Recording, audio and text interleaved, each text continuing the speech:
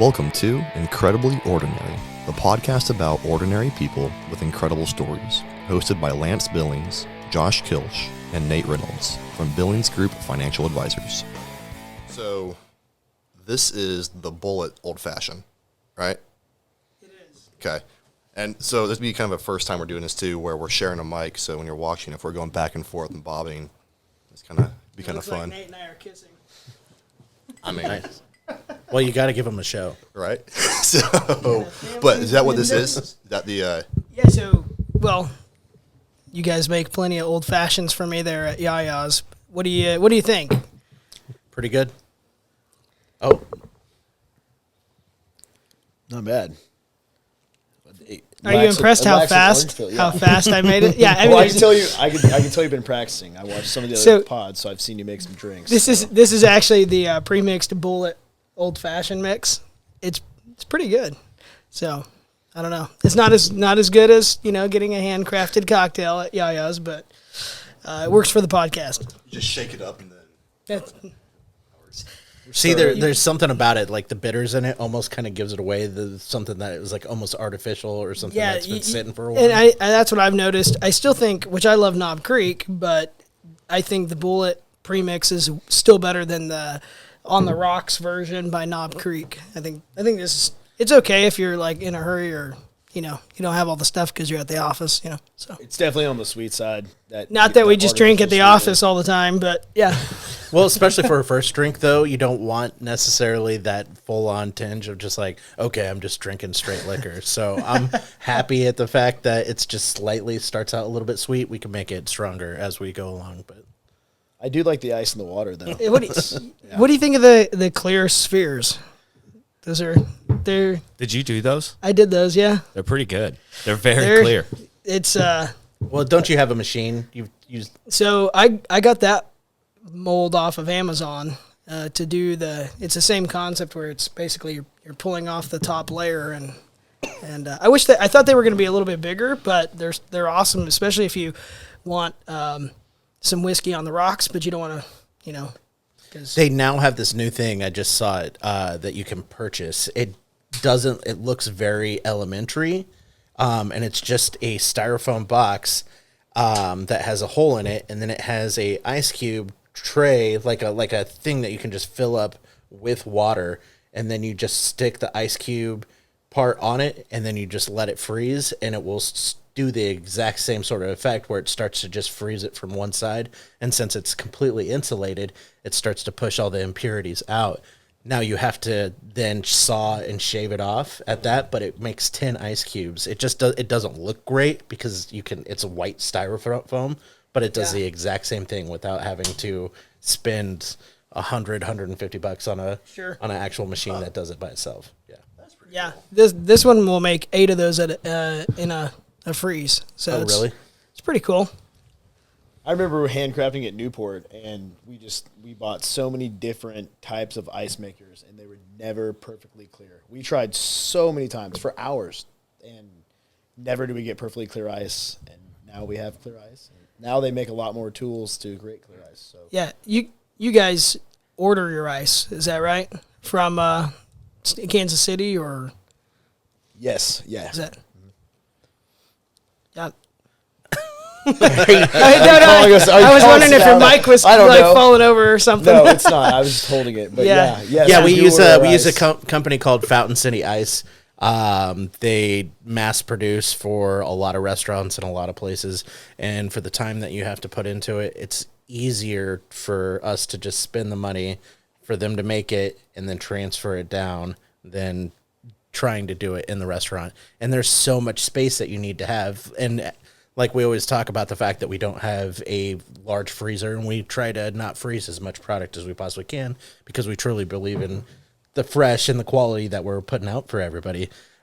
We just don't have the room or the space, and that's a large amount. We go through 400 to 500 cubes in probably 3/4 of a month, and that's a lot of old fashions, a lot of Gen 42s, and a lot of ice that we're just pumping through. We would just not have the space to be able to execute it.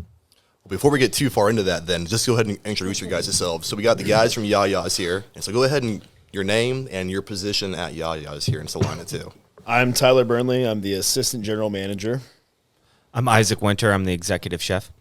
And I'm Kevin Dudzinski. I'm the general manager. Awesome. Cool. Well, we appreciate you guys coming on here, and we always do promote Josh's ice cubes because they are pretty cool. And so if you guys need a secondary backup to make your own ice cubes, he's available. We've got a guy. There we go. Yeah, I think he charges $5 per cube. Is that kind of what your running average is? Maybe.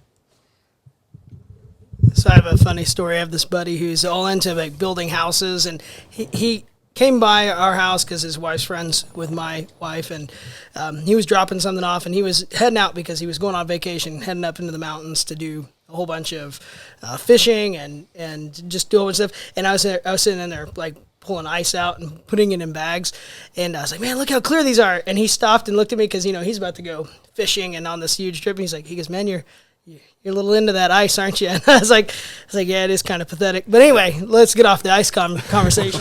That's a weird obsession. There we go.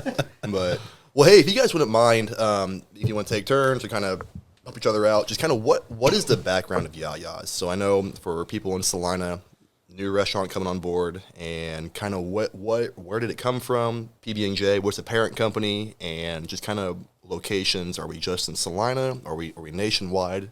And kind of what is the history and the background of YaYa's? We'll let you start. Okay.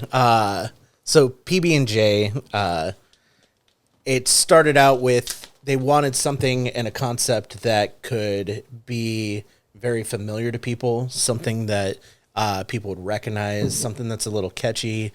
Also helped that it was all of the initial, first initial of all of the original owners of it. Okay. But they also wanted something that when you go to the restaurant, you know what you're going to get. With the peanut butter and jelly sandwich, it's not going to throw you a curveball. It's a staple. It's something that gives you comfort. It's a comfort food, something that you enjoy as a little kid. And they wanted to kind of translate that to their company in all of their restaurants. So it doesn't matter whether you go to Red Robin, Burn and Barbecue, YaYa's, any of our concepts, you're going to know what you're going to walk into when you walk into a PB&J restaurant. Very family friendly, something that you can just identify with each and every single time that you walk into the building. It started out in 1987 with a little place called Paradise Diner, which was out in Oak Park Mall.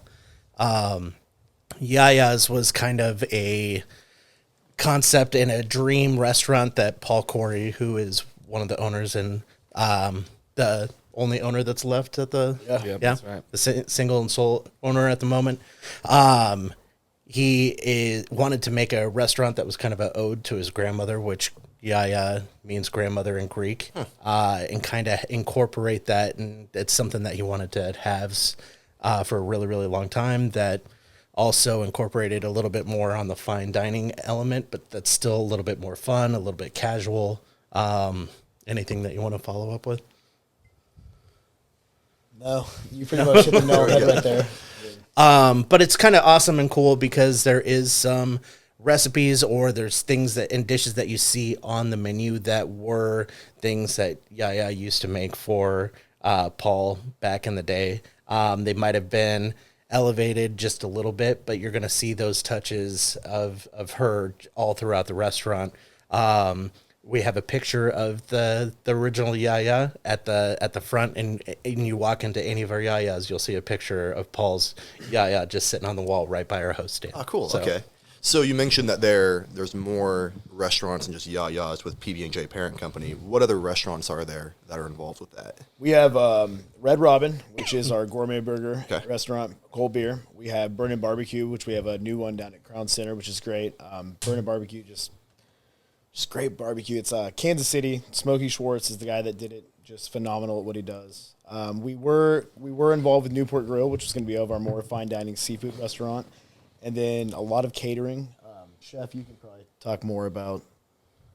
Yeah, the catering business is another big part of the PB&J model in Kansas City, especially. I remember years where we were doing. It was a more than $1 million P&L just for catering in the Kansas City area.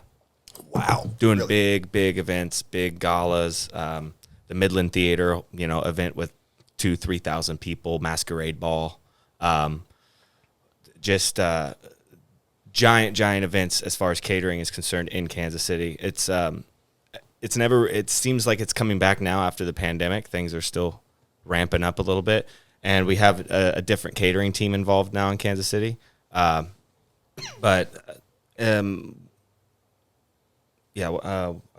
trying to think. Is there anything else? I don't think there's really anything else. Contract jobs too. Well, yeah, there's some contracting that we do. We don't only have our own restaurants. We will go help open a lot of other restaurants. For example, Chef and I have been up to Seattle to open Table 47 and Really? Ocean 5. And Gig Harbor, Gig Harbor, that was Washington. really cool. We spent time in Schaumburg, Illinois, opening up Level 257, which was a restaurant we did with Namco, actually. So it was a really cool Pac-Man theme, barcade.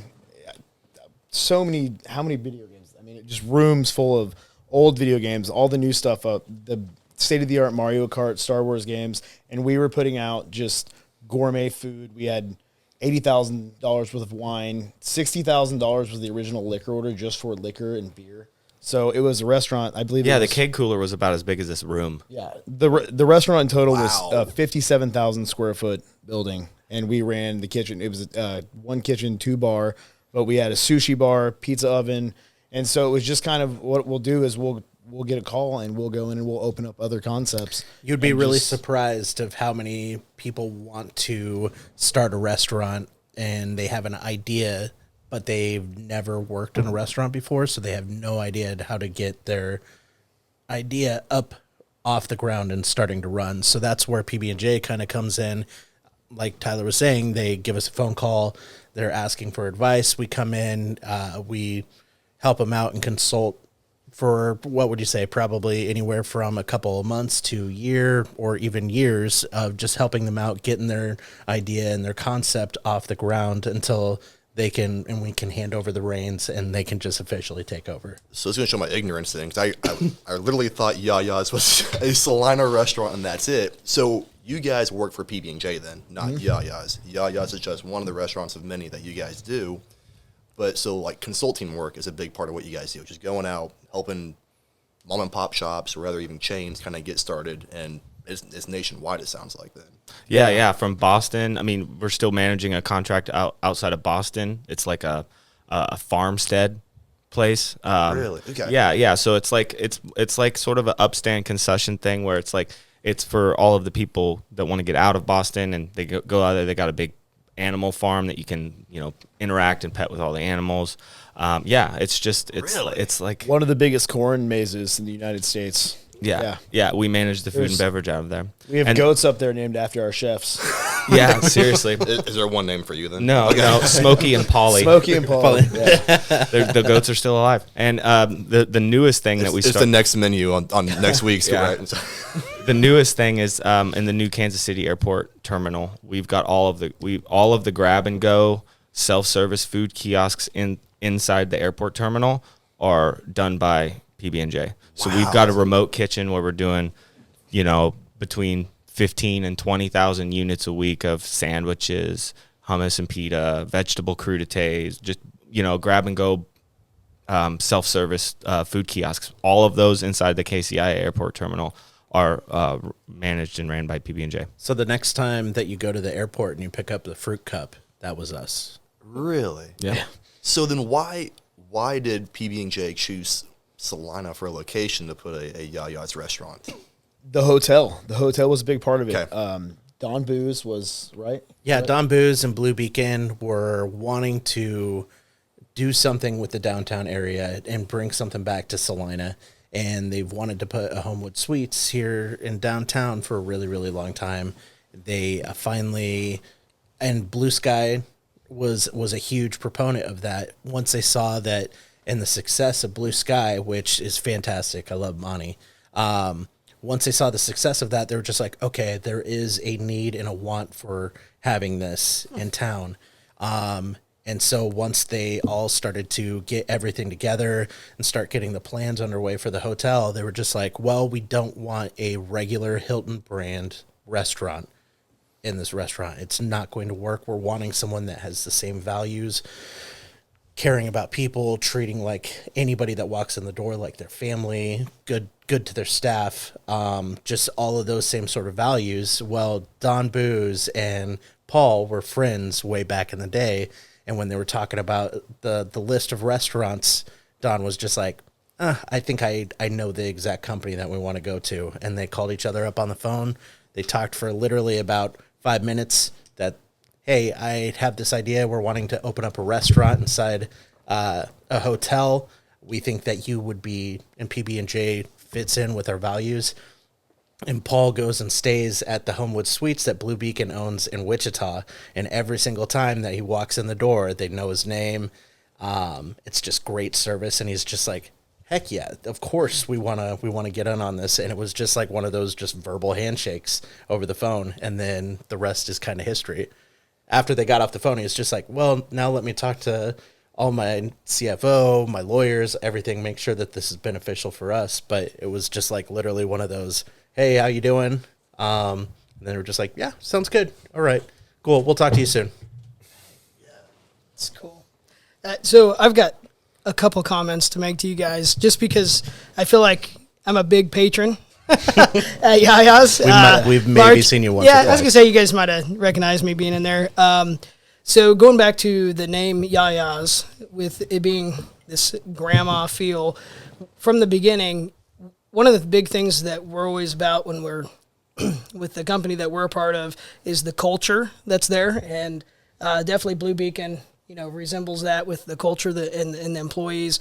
But when I first, I think Tyler, you were the first one I met at YaYa's, and the whole concept of like, this is, if something on the menu that you want it tweaked a little bit, this is like being at grandma's house. We're gonna make it the way you want it. And then when I brought my kids in there, the meals for them were like gourmet, but they were fairly cheap. It was like you were spoiling them. So I mean, definitely that came across. And how many times I've been in there where you guys are prepping your staff, you're having that conversation about, hey, this is why we are serving this today, or we've brought in people from our home office, and there's a special, like you can actually get a meal that was from scratch, prepared with a whole bunch of intention.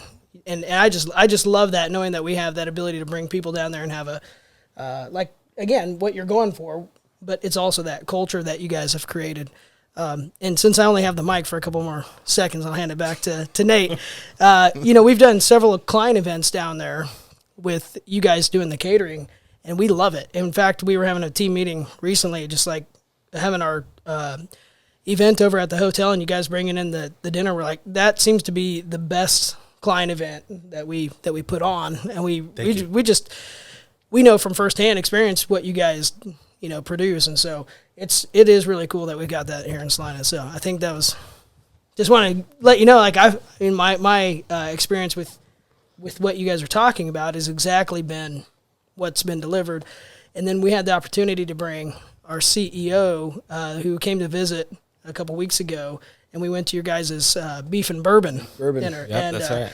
Yeah. And which was, again, just these fun, cool little things. I've taken my wife to one of the wine dinners, and it's just love having that here in Salina. So that I'll shut up and let you guys keep talking. Thank you. It's kind of crazy that you just kind of brought up and touched on that. I think that a lot of people that just going and walking into our restaurant on any given night, you're just dining in and you have no idea what's actually going on in the restaurant. Since we are connected to the hotel, we are doing all the room service for the hotel. When we have events like the Billings group, which is fantastic and phenomenal, anytime that we see it, it's just a fun time. But you dining as a guest, you have no idea that all of a sudden we're doing a event over at the hotel. We have an offsite catering. We're doing room service. All on top of that, doing just regular dinner service inside. So it's pretty amazing of what chef and the rest of the cooks and everybody else, our Allison, who is our catering director.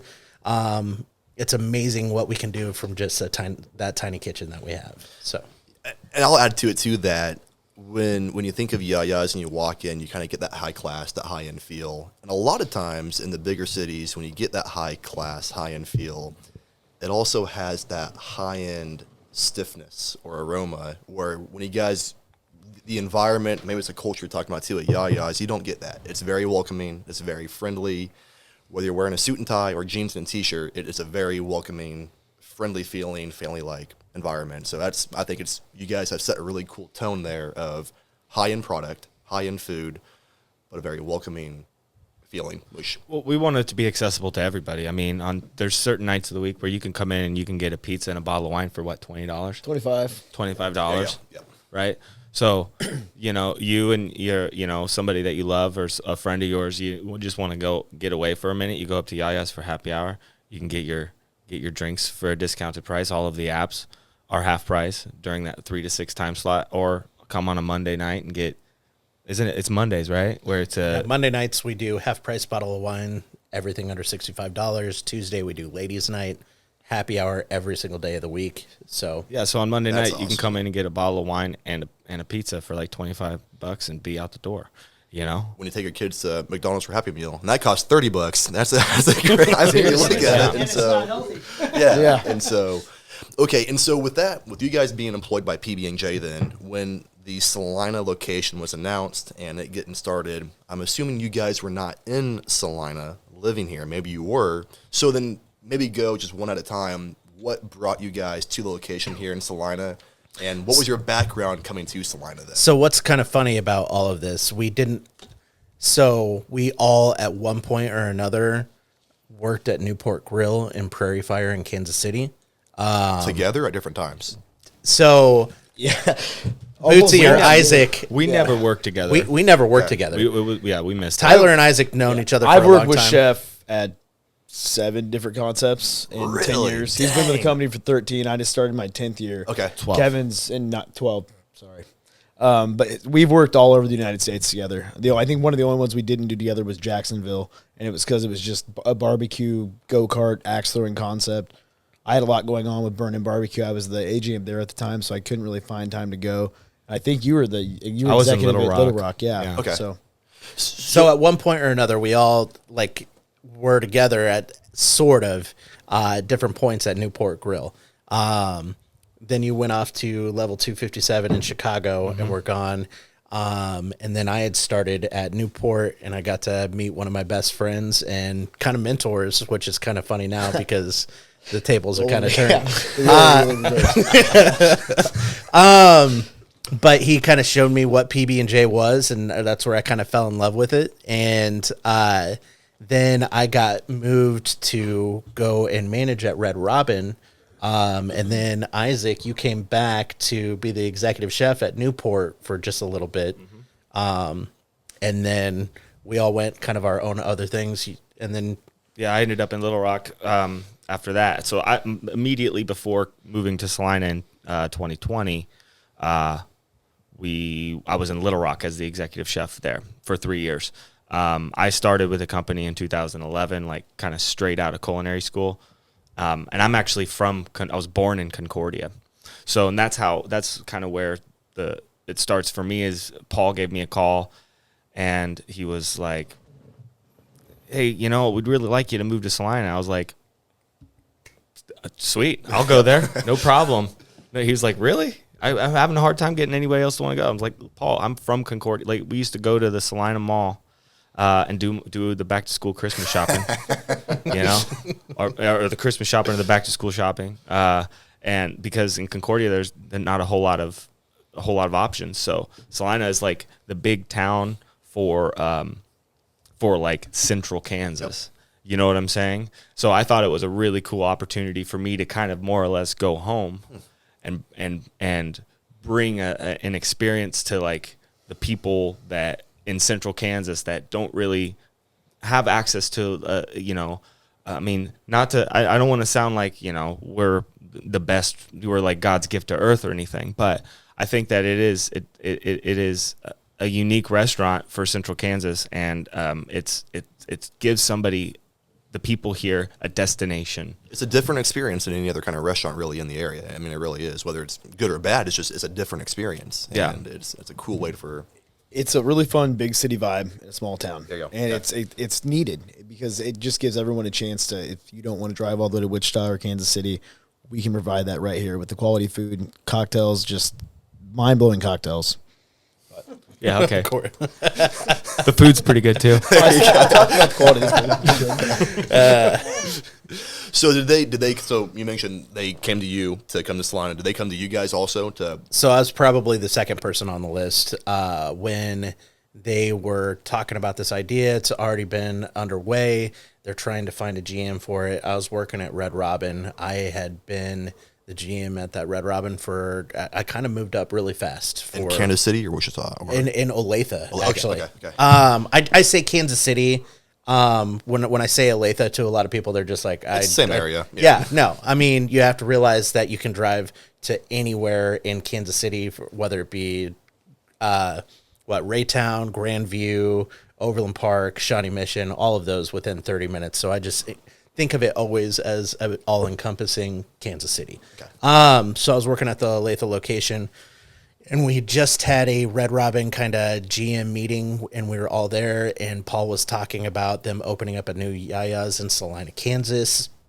And I went home that night, and I said to my fiance at the time that, man, they're wanting to open up a YaYa's in Salina. I don't know how they're going to trick anybody into doing that. And then literally, about 2 weeks later, Paul gives me a phone call and offers me the position. And I said, oh, well, and YaYa's has always been my favorite restaurant. And I've been to a lot of nice restaurants. And there's just something about YaYa's. The food is consistent. I like what you were saying. There's like a casual vibe, but very elevated food. And it's always consistent. The cocktails were great. And I just loved taking my friends and my family to YaYa's to kind of show off what our company can do. And then he offered it to me, something that I didn't think that I had anywhere that I had earned yet at that moment. And he offered it to me, and I said to my fiance, wow, he wants me to take over the YaYa Salina. And Haley was just, my fiance, just said, well, yeah, we got to take it. So you got tricked pretty easily into going to Salina. Yeah. Very easily. Once it got offered to me, I was just like, yeah, of course I'll take it. Awesome. Kevin called me, and at that time I was the AGM at the Burn-In Barbecue. I've always bounced around. In a good way, I'm like the PB&J dog. They just say come, I'm right there. So I've been all over for all kinds of openings. Started training bartenders in 2015 at all the different concepts, and then eventually just ended up back at YaYa's at Overland Park, which loved it. Went over to help part-time at Burn-Ins, and then just kind of became one of the lead guys there. And then right after COVID, we didn't really know what was going to happen. I mean, I spent for almost 3 months straight. It was myself and 2 to 3 other people at a small barbecue hut, because the one in Overland Park is just it's a little smaller. It's not a big restaurant. You just walk up, you get your barbecue to go, sit down real quick. But anyways, we were seeing COVID go away a little bit, and we knew about the YaYa's getting ready to open in Salina. And Calvin, one of our training coordinators, had kind of talked to me about it a little bit. And next thing you know, I get a call from Kevin, and he wants to talk about cocktails. And we haven't talked about cocktails in a while, because when I left Newport to go to YaYa's, he became a general manager at Red Robin. So we'd see each other in passing, but just not as much as we did when we were able to work together at Newport. He called me, and I asked for the training material, and I was down here on August 8th, 2020. And it's it's crazy from there, because now I'm his assistant general manager, and I started out just training bartenders and servers, thinking within 30 days I'd be back in Kansas City. And it'll be 3 years in a month. So That's awesome. That's really cool. Yeah. And it's kudos to the town, because Tyler's always really, really just loved the atmosphere. He just has really just taken in just what we are trying to accomplish here in Salina. And I always call him the biggest cheerleader. And for the longest time, he led the bar, and was a great bartender. And I'm sure a lot of the people that might be watching and tuning in probably remember him behind the bar, and just like a personality bigger than... Not that I sit at your bar often. But it took a really, really long time of just like, well, since you're here, when are you going to come and manage for me? And it's just like, no. And it finally took me cornering him in one of our private dining rooms. Just like, hey, look, I'm going to offer you a position in the management, and you're not going to turn it down. And then finally it was just like, okay, I'll listen to it. And it's just been fun and fantastic ever since. Awesome. it was exciting, because in the beginning it was just kind of service manager. And then about a year in, I looked at him and I was like, I'd like to be your assistant general manager. I want to be your guy. So again, it went from you're his mentor to now we're kind of like yeah, we're just yeah. He's It's great, cool. and it's just such a great working relationship. We make cocktails together well. We can just always bounce ideas off each other because we've done it together for so long now. Yep. Same with Chef. I feel very comfortable walking back in the kitchen. I know I don't know anything compared to Chef, but I like to fire ideas off of it. Sometimes they're great, sometimes they're horrible. So when it comes to the food or even the cocktails and the drinks too, because I've seen some of the food and even like some of the seafood or the fish, where does that come from? I mean, because I'm assuming that as a chef, when you're making these meals, you want to have high quality no food. doubt. For the seafood, where does that come from, and how does that stay fresh, and how soon do you have to? I mean, how does that all work together? Well, we get our seafood through Fortune Fish and Gourmet, Okay. and they're one of the biggest seafood purveyors in America, in the United States. They're big warehouses in Chicago, and then they also they've sort of expanded out from there, and now they have a big hub in Kansas City. So we get seafood from them multiple times a week. And that's where all of our staples come from, like our salmon and our swordfish. We also get our chickens through them. They've got really great Amish chicken, and they do a lot more than just seafood. Fortune Fish and Gourmet. We need truffles or anything that's like a specialty food item, you can go through them to get. So like all of our staple seafood items come from there. All of our beef comes from Agridime out of Harrington, Kansas. I got an opportunity I got approached by one of the guys down there at Agridime.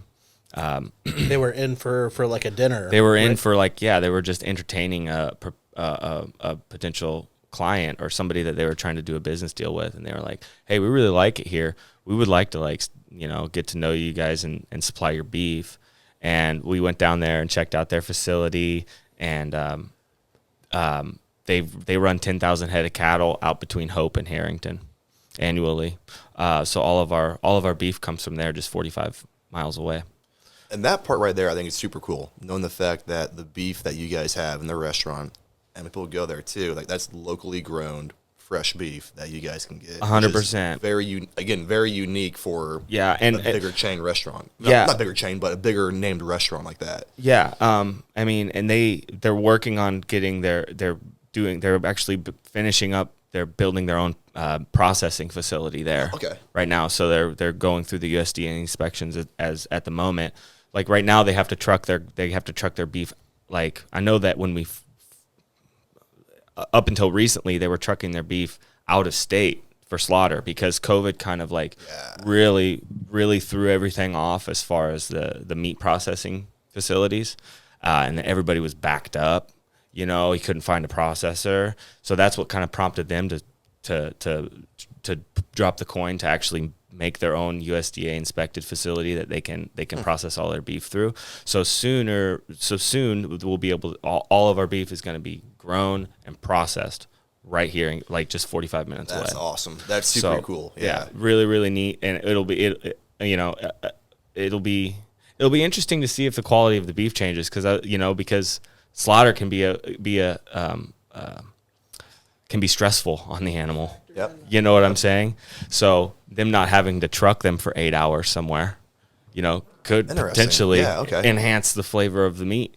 I anticipate, just speculating. I didn't even think about that. Yeah. You know what I'm saying? Like I think there's a really good possibility that the quality of the beef could get better once they're finished with their processing plant. So kind of going back on the quality then too, you mentioned before we started recording that you hunt and that when you're hunting and when you're going after whether it's small game or big game, does that influence how you make things or kind of what the meals you prepare?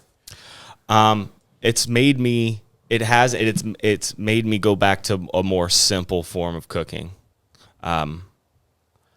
Before I started hunting, actually really going after it and actually trying to supply meat for myself and my wife and my son, I was kind of experimental with the way I did things. But once I started cooking the deer meat that I was procuring, I just kind of went back to just the nuts and bolts of it. So for me, I think that when you're doing any kind of protein cookery, there's a couple of things to really keep in mind, and these are really the things that are important to me. Is you rest your meat on the countertop. You don't cook it from cold, so you pull it out of the refrigerator for an hour before you cook it, at least. If you're gonna cook a steak medium rare, for instance, if you're just doing a method like that, you pull it out of the cooler beforehand. You season it beforehand, and then you rest it we rest it for twice as long as you think you should. And I think that for me, once I got into really cooking the wild game, I found that I was more pleased. Everything was more pleasing. The less you mess with it, the better it was, in my opinion. Okay. But that's just sort of my philosophy on it. There's obviously more than one way to skin a cat, but I've been sort of like driven into like a more simpler form of preparing the food, because especially when we're talking about local beef as well, we don't want to cover anything up. We want to showcase the product that we have. So for our as crazy as we'll get with it is we smoke our ribeye. So we'll season and smoke a ribeye over cold smoke just to give it a smoky sort of ring on the outside, not actually cooking it. And then we chill it, and then we portion our steak so that you have like sort of this cold smoked steak that's already been smoked before it goes on the grill. So like that's as complex as we get with the meat cookery. But yeah, for me, the simpler, the better. I feel like we need to do, after this one, 2 more podcasts where we centralize cooking and being a chef, and then cocktails. And so, because I think you can spend like hours just kind of going into detail of both cocktail making and then making the actual food too. Yeah, no doubt. And so on the cocktails, did you guys just kind of when we were in Seattle or when we were in Florida, getting local recipes and bringing those back to YaYa's, or how does that work with the cocktails then? I think it's just watching, reading, seeing what's popular, seeing what trends are happening, seeing that this worked for that. Because at the end of the day, most cocktails generate from a lot of old recipes, and you can pepper in this and that here and there for each and every single cocktail. But for the most part, when it comes to cocktails, the more, like Izaak was saying, more simple that you get, the better result that you have. An old fashioned is great for a reason, and a daiquiri is good for a reason. A gimlet is good for a reason. A margarita is good for a reason. When you try and overcomplicate and throw in all these extra ingredients and all this extra stuff, that's when A, your bartenders are going to hate you, and B, like you're not yielding, and for the most part, you're not going to get that much disciplined people to just sit and measure, because bartending in cocktails are so much more kind of like with baking, precise measurements. A heavy hand here or a heavy hand there, it's going to completely throw off the flavor profile when it comes to every single cocktail. But there's so many cool things that people are doing around the country, and when you look at books like Imbibe, or what's another great one, Tyler? One of my favorite ones that I ever watched was Hey Bartender. That's what kind of got me started in bartending. I haven't watched as much lately, more than just reading. With me, bartending has been more seasonal. I like to go by what season it is. You need to have, obviously, every genre, your vodka cocktail, whiskey, gin, but really seasonal, how to build off of what what the different season is and what the flavor profile, what fruits are going to be popular, whether it's smoky, whether it needs to be something with more, like, if we need to involve nuts, almonds, something like that. I'm still waiting on my my cheese martini. Remember that? Yes. Yes. I got the great idea to make a martini with feta brine from the feta cheese. I'm sure that we can make an awesome martini. A stinky cheese martini with mixed with feta juice. I've done a martini with au jus before from prime rib. We've actually done a prime rib. Yeah, we've incorporated au jus with vodka, and it wasn't bad, but it was salty, savory. There was zero sweetness to it. So if you wanted any type of sugar, it wasn't the martini for you. But it worked. Yeah. So Now, you and Kevin came up with the 1987. Kevin came up with the or- 1987. okay. I came up with the name. We were Okay, we and were then the on, L yeah. squared. Let's tell just out of those. You came up with that one too, right? So, 1987 had this idea of drink that I wanted to put on the menu. We were opening things up. I tried to suggest it to Pat, who's one of the owners as well, Pat Corey, who's Paul's son. And he said, "No, you're going to be too busy. You don't understand how much that you have on your plate being a GM, opening up a new restaurant. The menu and the bar menu is fantastic. It's great. It's perfect. You don't need to touch it at all." Called Tyler up. I think that was our first conversation that we probably had in probably about a year and a half, 2 years. And I was just like, "Hey, I think that they're going to put you on the team to come down to bartend. Hey, I have this idea for a drink. This is what it is. It's a smoked cocktail. It's fantastic. I know it's great. It should go on the menu." And Tyler said to me, "Well, do you want to know what you need to do to make sure that that cocktail gets on the menu?" And I was like, "What?" It's just like, you need to name it the 1987, the year that the company opened. Show them the cocktail. If it's as good as what you say it's going to, they're not going to say no. And so probably in the training process, there we're going sitting down. We just got one of our first liquor orders in. I go and I make it up for Pat and all the executive chefs and corporate chefs with the company. And I go and I show him the final product, and he goes and he tries it. And he's just like, "Okay, that's kind of cool." And I told him, and here's the best part. The name of it is 1987. And he's just like, "All right, but you're not going to put in any more drinks on the menu until we get things up and going, at least 90 days.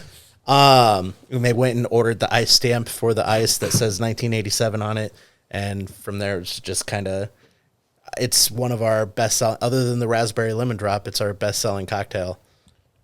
The Stegarita does really well. It's our play on just, a Cadillac margarita.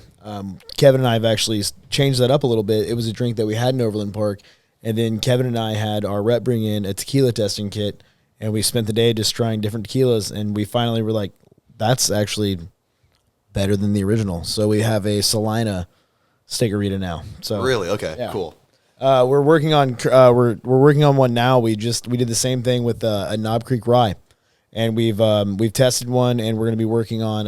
We're hoping to have not only the 1987, but we're going to have another smoking cocktail on the way, which might have a little bit more smoke to it. So it'll be fun. But it's cool. Like, you get to do things in this restaurant that you can only imagine and dream of.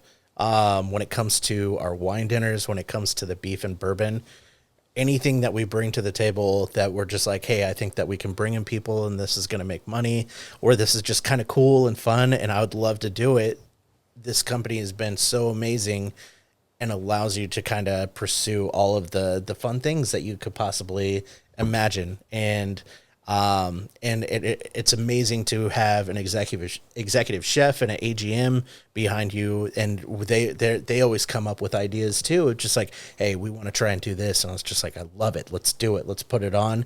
And it's more of just show an idea, and then a week later or a couple weeks later, all of a sudden we just put it to fruition, and it's just amazing to do, and just amazing to have so much.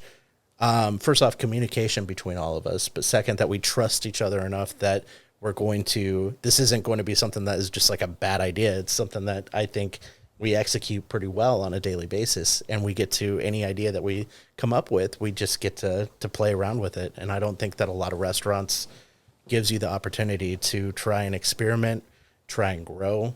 To go a little further with that, a joke that I made years ago was about PB&J and how I always thought that the best when it came to servers, bartenders, managers, kind of came to PB&J to die. Once you got a job with PB&J, you're probably not leaving, because Paul and Pat take great care of their staff. And then Chef Paulie and Chef Martin, they take great care of their chefs. So there's a reason we've all been with the company so long. Well, we've been very fortunate here in Salina, because I feel like we've got a lot of the best to come work for YaYa's, because they've really been able to, they've seen that we have a lot of really great core values, and we care about our people. And it's not just the three of us, but it's our support staff. Our support staff is great, and a lot of them, they are from Salina. We have the original Kansas City group, but right now our team is a Salina team, And we have a great Salina team. We really do. We have a lot of great people working for us that want the success of this restaurant, and just that's what we needed to happen. And it hasn't been easy, but we're in a good spot right now. Awesome. So That's cool. I really think it'd be awesome to, because we're getting a really good overview of what YaYa's is and your guys' expertise in your certain areas. I think if you guys would be up for it, it'd be cool to kind of get more separate episodes with each of you guys, kind of diving back more into your background and your influences and kind of what your drives are. Because, I mean, we could spend hours hearing about whether it's the cocktails or the menu and kind of what your view is on it. And so if you guys are cool with it, I think we would like to do extra episodes after this one where we kind of dive more into each of your guys' background and your influences into what drives your passion. We can see the passion on us, you guys, for whether it's the cocktails or the managing or just the food production. It'd be nice to get an episode for each one of you guys in your area of expertise. And so we're getting a great overview, but then I think the next one should be diving each into boom, boom, boom, and get more of a micro view on that. Kevin, do you think you can fit this into your office?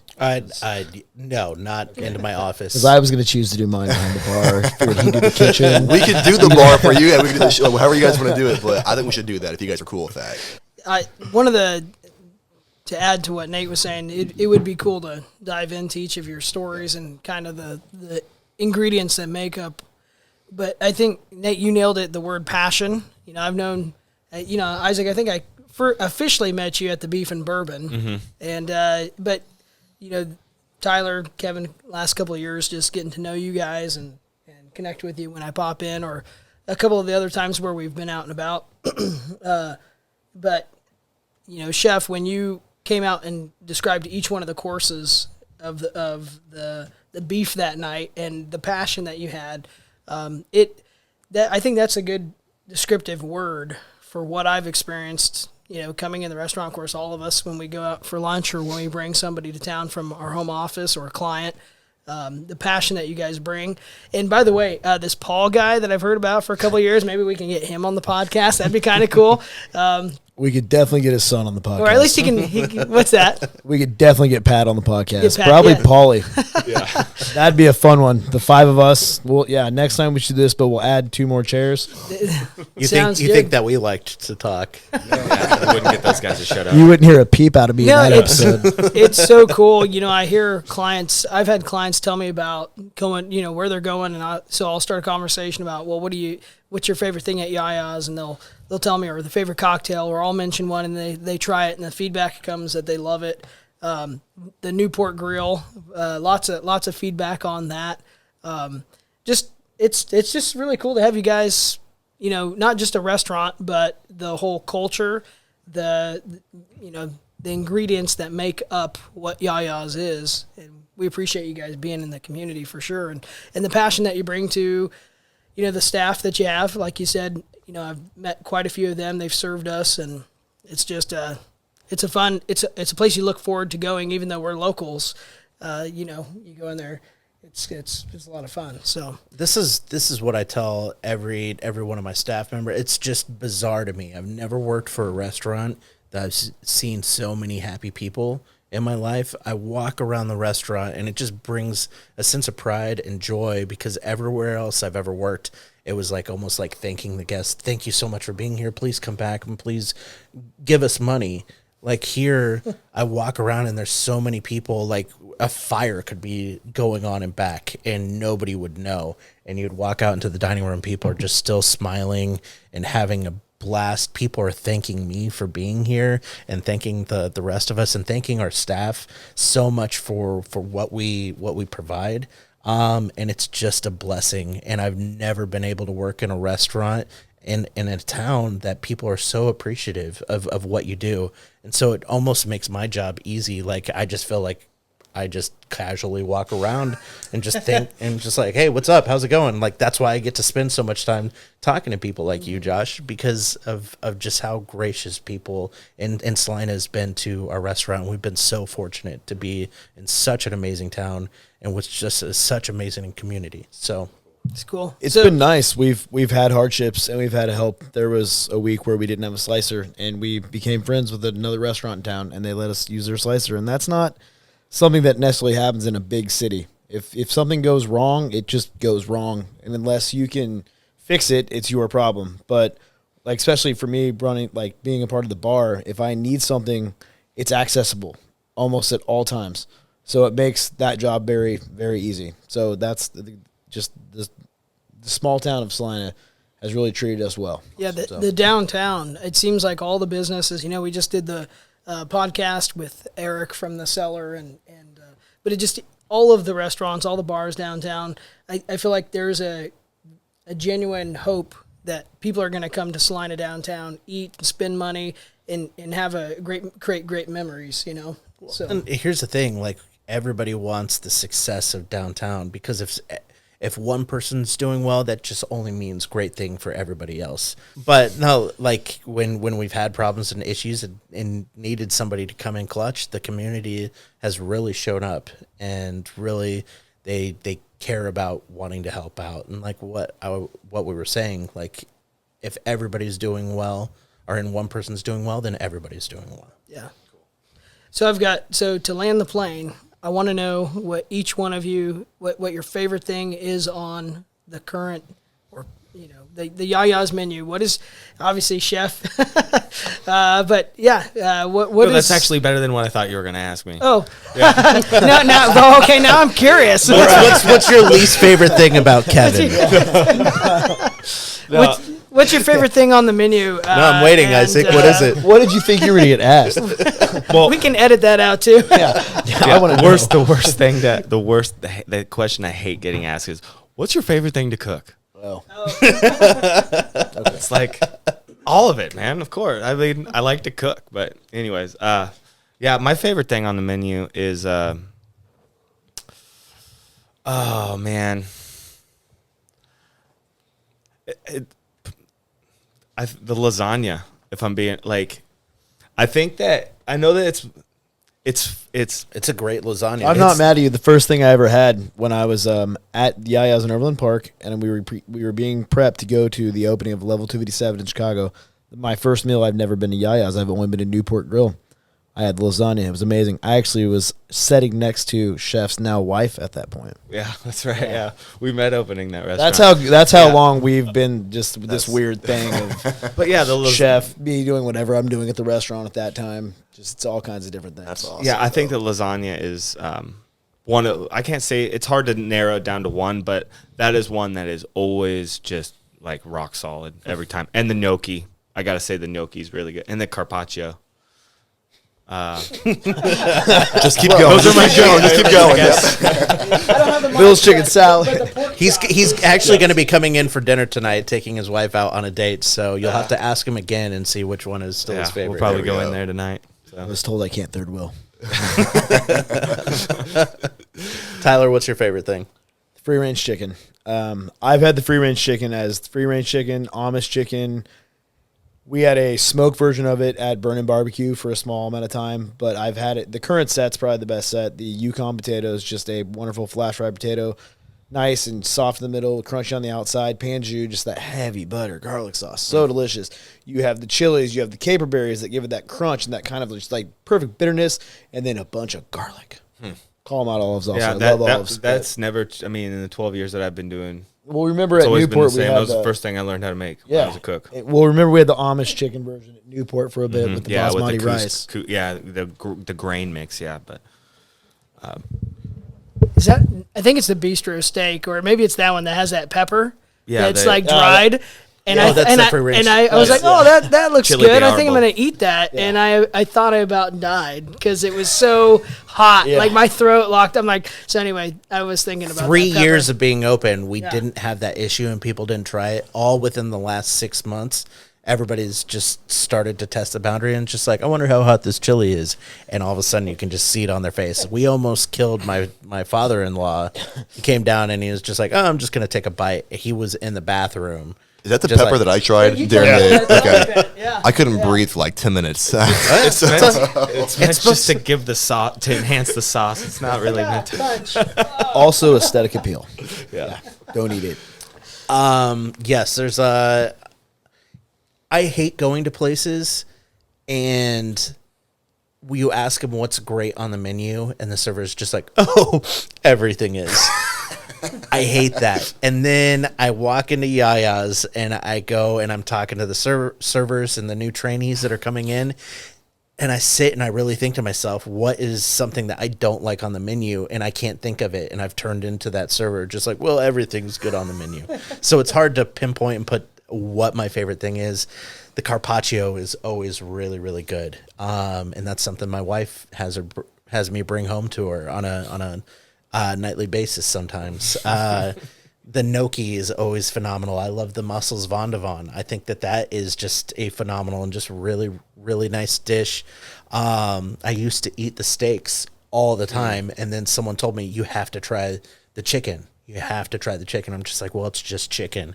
And then I tried the free-range chicken, and it blew my mind, and that's something I ate pretty much every single time I went to YaYa's for probably about a year and a half. Yeah, it's like that. I would say that's like one of our signature dishes for sure. The free range, the chicken. Bill's chicken salad.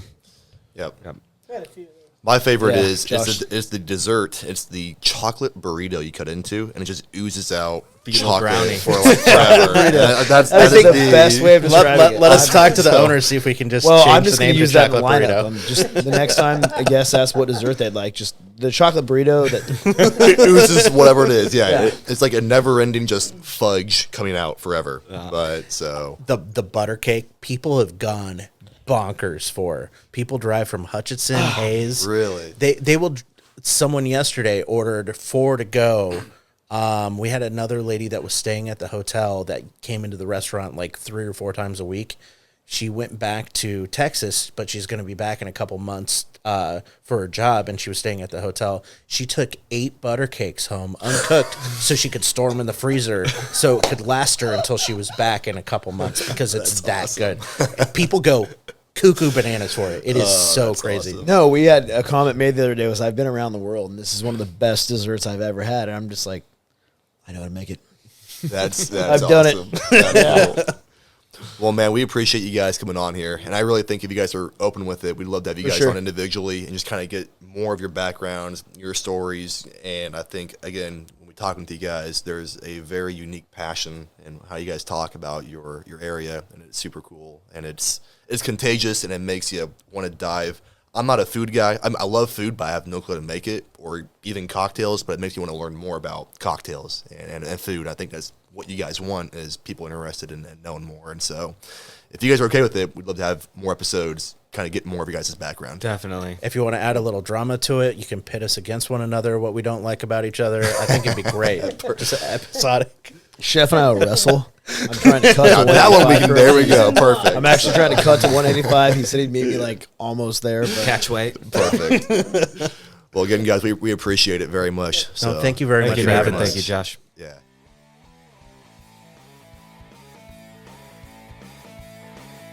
Thank you for listening to Incredibly Ordinary. If you want to hear more stories like the one you heard today, be sure to click the follow button so you can be notified when new episodes become available. For more information about today's episode, or if you have an amazing story to share, or want to feature your business on Incredibly Ordinary podcast, then we want to hear from you. Find our contact details in today's show notes and get in touch. Content here is for illustrative purposes and general information only. It is not legal, tax, or individualized financial advice, nor is it a recommendation to buy, sell, or hold any specific security or engage in any specific trading strategy. Results will vary. Past performance is no indication of future results or success. Market conditions change continuously. This commentary reflects the personal opinions, viewpoints, and analysis of Billings Group. It does not necessarily represent those of RFG Advisory, Private Client Services, their clients, or their employees. This commentary should not be regarded as a description of advisory services provided by Billings Group, or RFG Advisory, or performance returns of any client. The views reflected in the commentary are subject to change at any time without notice. Securities offered by registered representatives of private client services. Member FINRA SIPC. Advisory services offered by investment advisory representatives of RFG Advisory, a registered investment advisor. Private client services, Billings Group, and RFG Advisory are unaffiliated entities. Advisory services are only offered to clients or prospective clients where RFG Advisory and its representatives are properly licensed or exempt from licensure. No advisory services may be rendered by RFG Advisory unless a client agreement is in place.